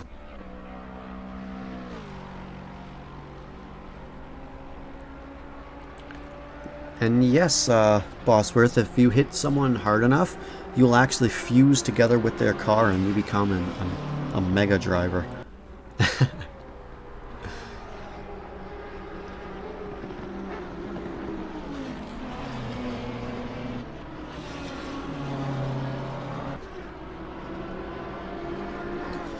As the story unfolds, as we saw earlier on in the race, we have Knappen in P2 leading Rivera, but Rivera, he's starting to lower the gap again, now within a second of him. As Knappen gets by Oak, and it looks like Rivera's going to do the same. Quinn Smith up the road, about 11 seconds ahead of Knappen there. Ooh, and a little bit of yellow down the main straight there. Looks like they're going green again now. It doesn't look like there was too much of an incident then.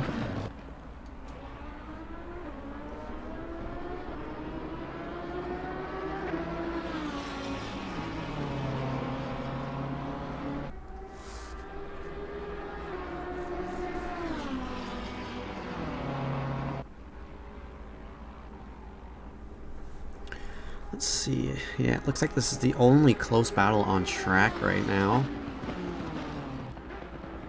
So we will stick on board with Knappen and Rivera, but it looks like Rivera has actually dropped back a little bit compared to Knappen.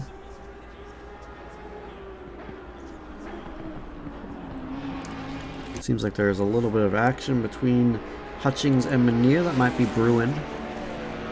Just to make their way towards the chase. Past the 222 Camaro of Adam Delbecchi. See Summeer flashing Delbecchi in the distance there. It looks like Summeer getting by Delbecchi with no problems.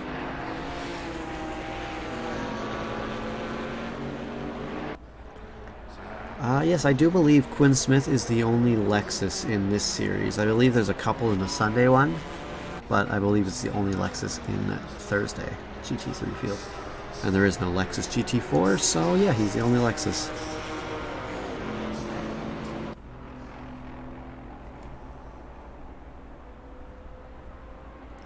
As we only have, right now in the server, 10 GT3 drivers.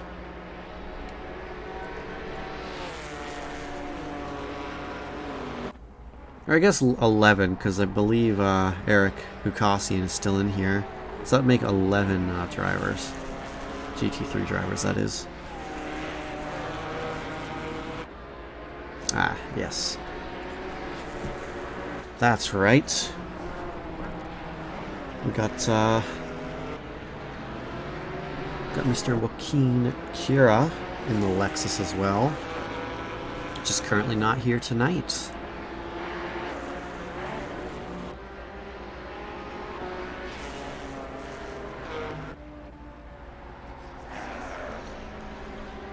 let's see if this battle between Masters and Aguilar is going to spice up a little bit.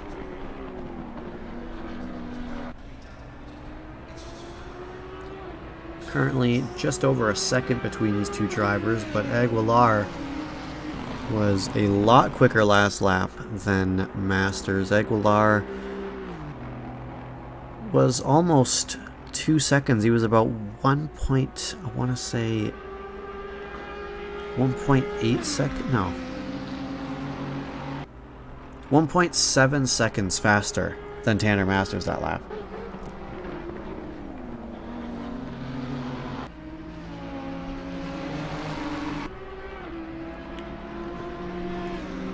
Hey, Dead Last, how are you doing tonight? And yeah, Bathurst is a blast. It requires a lot of focus, as we see that Tanner Masters almost lost it there, almost set himself into the wall, and that's going to give Aguilar a little bit of a shot to try to make a move here, but you got the race leader, Quinn Smith, right behind them. And we have the 5 car of Eric Gukasian. Yellow flag. Hopefully these drivers slow down a little bit, but Eric Gukasian is off to the side of the track, so they don't have to worry too much, whereas if he was in the middle of Skyline or something, could have been way more dangerous.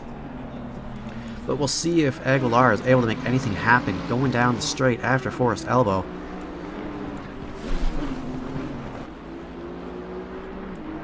So we'll see if Aguilar gets a better exit, and with the help of Slipstream it could be possible. But also with Quinn Smith close behind, we'll see if he lets him by or not.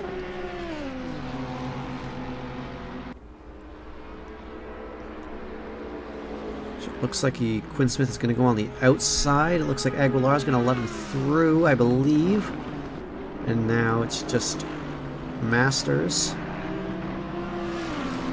who it looks like he's going to let Quinn Smith go on the outside.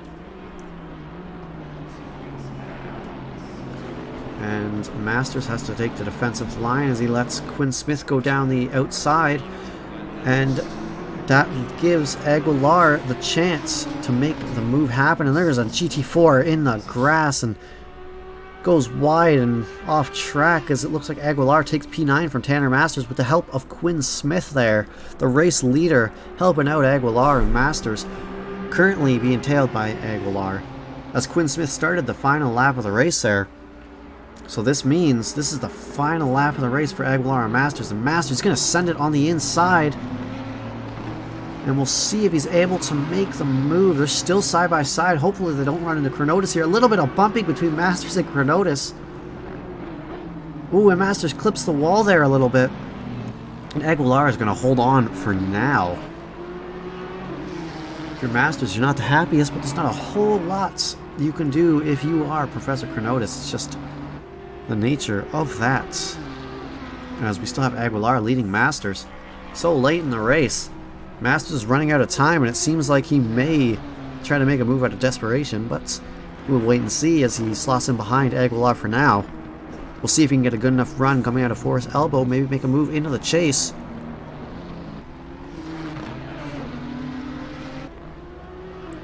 Oh, nice. That'd be fun. Dead last. As looks like Aguilar and Masters still going at it. Doesn't look like Masters is going to be able to get the slipstream. We'll see if he can get close enough to maybe make a move into the final turn.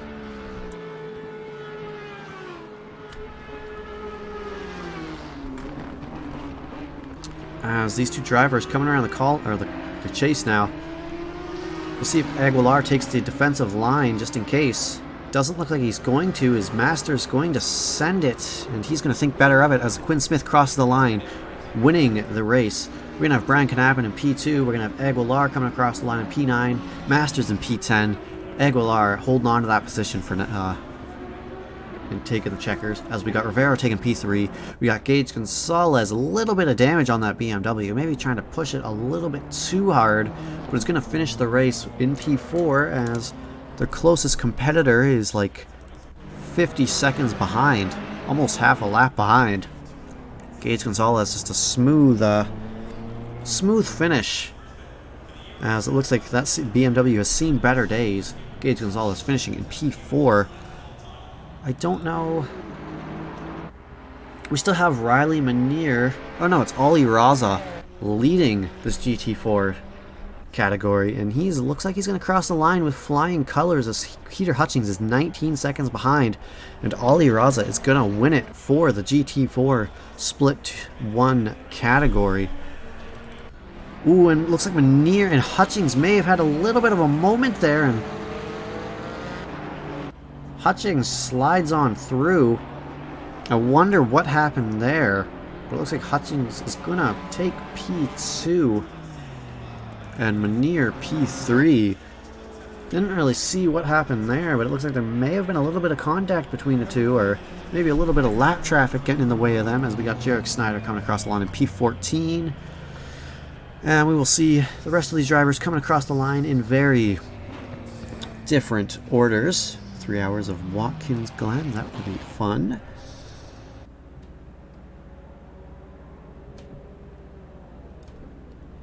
Ooh, and the 77 car gets disqualified? He was a 77 car, that's Tanner Masters. What? Okay, anyways. That is your race here tonight at Bathurst. We got your race winner, Quinn Smith for the GT3s, Brian Knappen in P2, and Ricardo Rivera in P3. For the GT4 Split 1 category, we've got Ollie Raza, Peter Hutchings, and Riley Manier. Looks like we got Miller in P1 for the Split 2 crowd.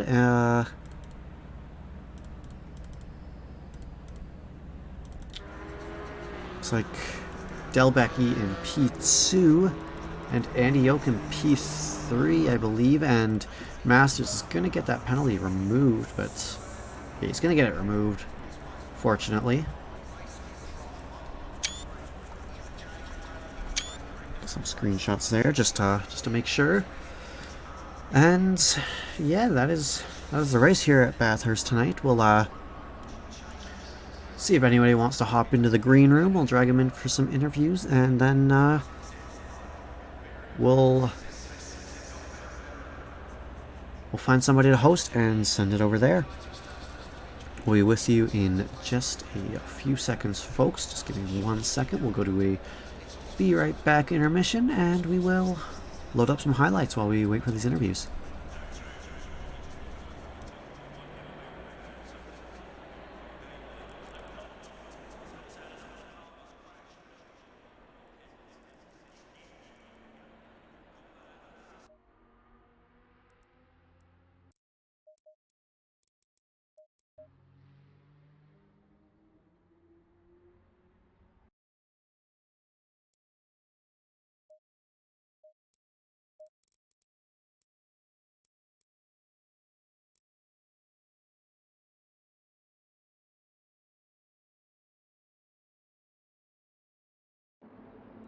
Oh, I didn't get to say bye.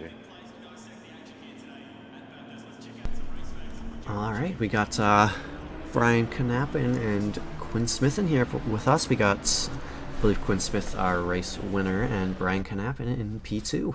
Congratulations, guys. So I'll start with you, Quinn. The start to that first race wasn't ideal. Would you say you were kind of lucky the red flag came out, because you didn't really have a good start coming out of turn 1? Definitely. I ran a little wide, trying to hold it. Kind of forced it 3 wide down the straight to not lose so much track position, and I just got in the grass, and that was all there is to it.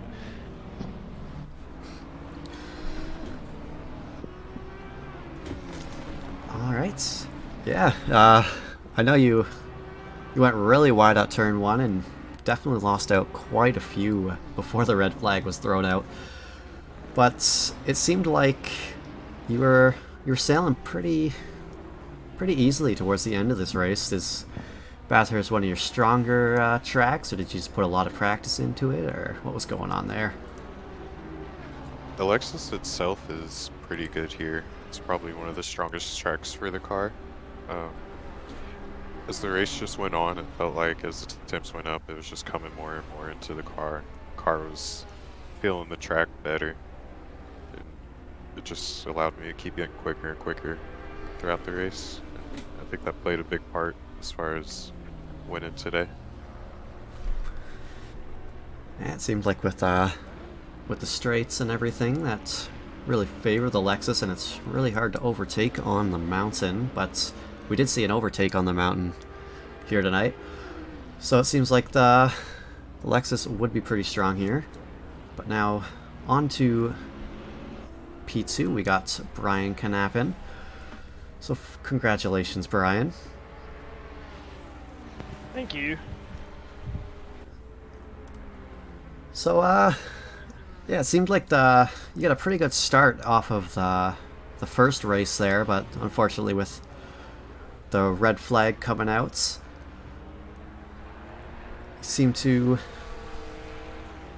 yeah, it didn't seem to play into it too much, as I don't know where I'm going with this, but I mean, I can just start ranting if you want. No, Brian had I'll help you out here, Reed. So Brian had a really good start in the first one, but unfortunately there was a huge incident. So we did reset the session, and I don't think that played in your favor, Brian, because you didn't get the same jump that you did in race 1, did you? Or the first time around? Well, the second race, I still managed, if I'm not mistaken, to get into P2 off of the first corner. I think maybe just, I don't know if Quinn had a bad start or if the Lexus struggles on starts. I think that might be what I've heard. But yeah, definitely, like, I think he was behind me by 1 on the first lap, as opposed to the first race where he's, you know, there was a little bit of cars gap in between. But I'd say, like, you know, the back marker giveth and the back marker taketh away. I think last race I had a lot of luck dealing with them. I think this race, like, I think towards the beginning Quinn and I were trading, you know, tenths and some laps, and then I'd say just like my luck kind of, you know, went the other way with the GT4. I think we were trading tenths with a 2-second gap. All of a sudden that was gone. All of a sudden run into a GT4 at the wrong time and he's in front of me. And then, you know, just like a lap or two later, I get stuck behind one, and the gap is now 6 seconds, right? I'd say, like, I would have been really curious to see how the pace or the race would have played out on pace. My short rant is, you know, to GT4s out there, right? You are well within your rights to, you know, take your line and do as you are, but, you know, that's well within your rights. But if you're also like 10 seconds nowhere near another car, like, you can do that, but it also makes you an asshole. And I just lost, I'd say, like, so many situations where, like, there were people behind me, and rather than just giving a slight tap of the brake to let us continue our battle, I don't know, they just wanted to be an influence. And I would love to give back to them. Like, if I see them battling, I'm going to try to let them finish it out. I just don't think the same respect was shown to me. I think it's just the nature of Bathurst. You don't want to lose too much time, but at the same time, you especially at the mountain, it's very hard to let some people by.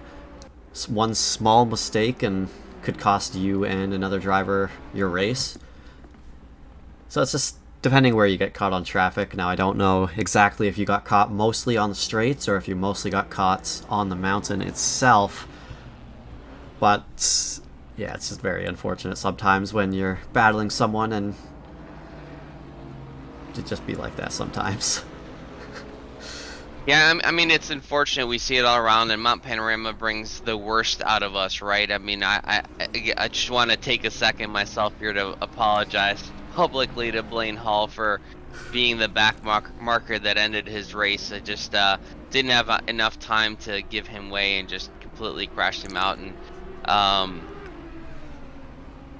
it's Bathurst sucks in that perspective, and especially trying to do a multi-class race where, you know, unfortunately, we're not all professionals, and even in the professional world, you see this kind of stuff happen.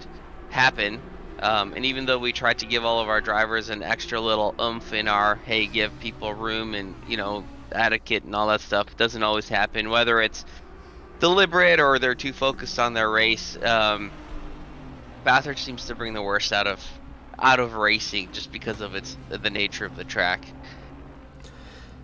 Yeah, I would say with how technical the track is itself and the pace difference, you're always going to have some of the drivers who aren't as experienced or aren't as quick, slowing up the quicker drivers, but it's just the nature of the track, I would think. And we will move on to Ricardo Rivera, finishing P3 in the GT3 category. Congratulations. Thank you very much. A little bit sweaty right now after all the fighting and dealing with all the GT4s. Uh, what Canapan said before about the GT4, at least that kept things fun for me, and the fight with him a little bit on, because I think that other way he had a P1 and P2 had a way faster pace than me. So if it wasn't for the GT4s, I think I will have been racing by myself or against Gage all the time. Yeah, the Quinn Smith was definitely rapid, and towards the end, you and Kanapin had a great battle, but always getting interrupted by a bit of GT4 traffic. Yeah, but it was a little bit hectic all the race with the GT4s, especially in the mountain. And towards the beginning of the race, I believe you're a teammate with Gage, right? Yes. Yeah, were you you guys have a bit of team orders come into effect towards the beginning? Because it seemed like you guys swapped positions a couple times, and you guys didn't put up too much of a defense. Yeah, we were actually went into the race with a little bit of different strategies. One of us had less fuel than the other, but at the end we ended up pitting at the same time to avoid traffic. But we were basically in different strategies. And at one time he had more pace than me, so I let him go. Then further on the race I had a little bit more of pace. I think he had some damage, and we actually didn't fight each other in order to see if we can catch Canapan or even Quinn Smith because of the early pit stop. Yeah. Towards the end of that, it looked like Gage Gonzalez had quite a bit of damage on his car. Yeah. I somehow just ended up with 2 seconds of damage. Yeah, for a 60-minute race, that's pretty good around Bathurst. Yeah. And how are you feeling after the race, especially after all that battling with Kanapin to before you could move back a little bit? Tired, because also I did like my entire practice just today before the race, so I've been sitting there racing since like for about 4 hours straight without any break. Yeah. So totally tiring, and more this track that you cannot do a single error, because then your whole race is basically compromised. Yeah, you definitely put in the work today, that's for sure. So, I did see Riley in here a little while ago. Don't know if he still wanted to do a little bit of an interview or not, but I think we can call it. Riley, I think podium the GT4. Raza was first place, so that those guys are always pretty quick. I heard Raza kind of ran away with it, so great job for him. Fantastic drive by the both of them. So yeah, Raza pretty rapid today. Had quite the advantage on Peter Hutchings, who came P2 in that Ginetta. And then towards the end, I believe it was the final time going around at the chase, I don't know what happened between Riley and Pete, but both of them ended up going off track, and Pete just kind of drove through the chicane, and it was just, we didn't see the whole thing, but it was wild. Could have been anyone's race at that point. that's nuts. Alright, so I'll do a quick outro if you want to find somebody to raid. Already got it lined up. Perfect. Alright, everybody. That is our 60-minute race here tonight at Bathurst for the Trackilicious Summer 2022 2022 GT3 GT4 Mixed Championship. Just like to thank everyone for tuning in. We will see everyone next week. For round 8. Can't remember where it's at. I know I looked at it a little earlier, but yeah, next Thursday, same time, we'll be here for round 8. Hope everyone has a great rest of their nights, and we will talk to you soon. Good night, everyone. Good night.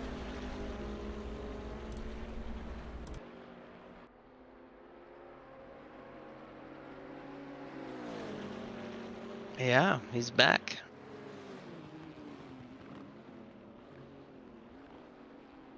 Yes.